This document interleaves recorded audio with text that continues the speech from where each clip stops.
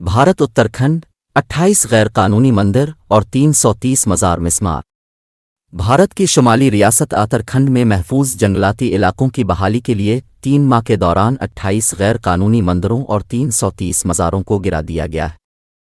Forest حکام کا کہنا ہے کہ 1980 سے پہلے کے مزاروں کو منہدم نہیں کیا جائے گا، لیکن میڈیا رپورٹس کے مطابق بھارت کے سب سے پرانے کاربیٹ نیشنل پارک میں گرائے گئے مزاروں میں سے ایک 150 سال پرانا تھا۔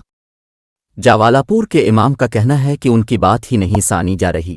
گرائے گئے مزاروں میں سے ایک چندن والے بابا کا مزار 300 سے 400 سال پرانا تھا۔ راغوروکی شہر کی جامع مسجد اور مدرسہ رحمانیہ کے سربراہ مولوی ارشد نے انسداد تجاوزات مہم کو عوامی مفاد میں درست قرار دیا ہے۔ واضح رہے کہ اتراکھنڈ کا 65% علاقہ جنگلات پر مشتمل ہے۔